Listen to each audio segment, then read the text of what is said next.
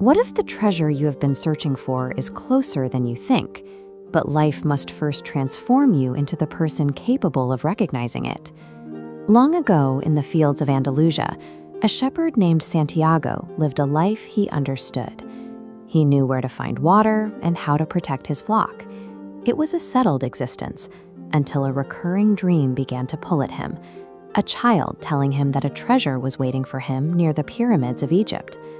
Santiago eventually meets an old king who calls this pull a personal legend, the deepest calling a person carries. He explains that when we are young, we know what we truly desire. But as we grow older, fear, responsibility, and the expectations of others persuade us that our dreams are impossible. The king, Melchizedek, doesn't offer Santiago an easy path. Instead, he asks for part of Santiago's flock in exchange for guidance.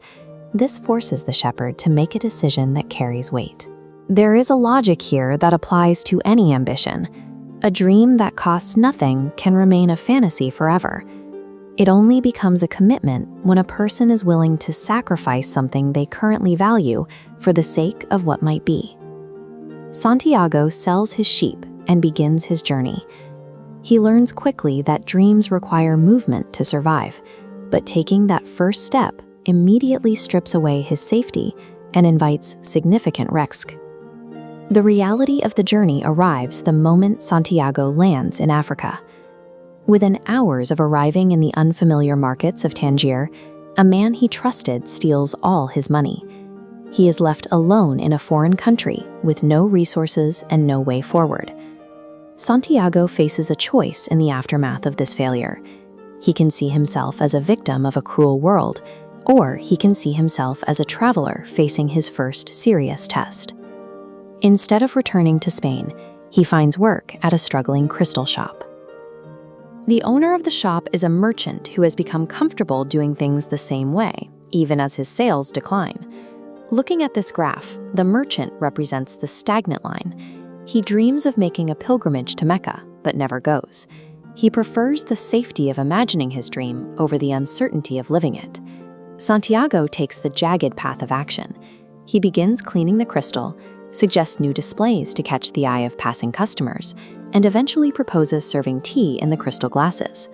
As we see in this stair-step growth, these small improvements begin to compound. After many months, the shop is thriving. Santiago sees that progress rarely comes through miracles. It comes through observation, initiative, and small improvements applied day after day. Santiago realizes that if he goes home now, he might regain his sheep, but he would lose his courage. A setback is only fail if it fails to change your behavior, and for Santiago, the comfort of his old life has become a greater threat than the desert ahead. Santiago joins a caravan traveling toward Egypt. Among the travelers is an Englishman who has spent years studying alchemy. He carries a library of books, believing that the secrets of turning lead into gold are hidden in ancient theories and written formulas. These represent two different paths to knowledge. The Englishman trusts theory and study. Santiago trusts direct experience and observation, watching the desert and listening to the caravan. On their own, both methods are incomplete. Knowledge becomes effective only when study and experience meet.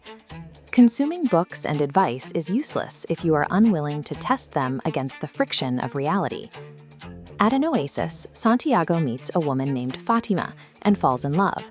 He considers stopping his journey there, but Fatima tells him to continue.